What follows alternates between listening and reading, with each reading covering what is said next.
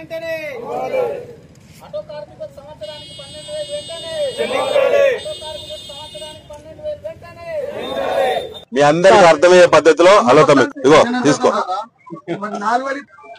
4,000 చేసిలా scooty వచ్చిందా అమ్మా యువతమి ఇవాళ బాకీ కార్డులో ముద్రించినటువంటి కాంగ్రెస్ పార్టీ బాకీ ఉన్నటువంటి బాకీ కార్డును మరి ముద్రించి బీఆర్ఎస్ పార్టీ ఆధ్వర్యంలో పంపిణీ చేస్తున్నటువంటి కార్డులో ఉన్నటువంటి ప్రతి హామీని ఇవాళ నెరవేర్చి స్థానిక సంస్థల ఎన్నికలకు రావాలి.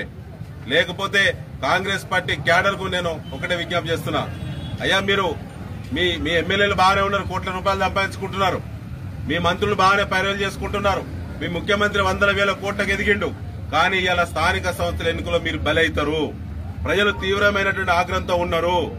ఇలా మీరు సర్పంచ్లుగా, ఎంపీటీసీలుగా, జడ్పీటీసీలుగా నిలబడే ఆలోచనటువంటి కాంగ్రెస్ పార్టీ కార్యకర్తలు క్యాడరు నిండా మునుగుడు ఖాయం. మీకున్న ఎకరమో 2 ఎకరాలు అమ్ముకోడు ఖాయం. మీరు దిగజారుడు ఖాయం. తర్వాత పిచ్చిపెట్టుడు ఖాయం. ఎందుకంటే మీ నాయకులు చేసినటువంటి భాగాలన్నీ మీ మెడకు ఉరితాళ్లైతాయి.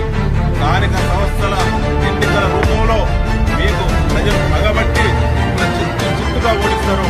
ఇది నర్సంపేట నియోజకవర్గంలో పూర్తిగా ప్రజలు అందరూ కూడా ఒక ఏకాభిప్రాయానికి వచ్చారు.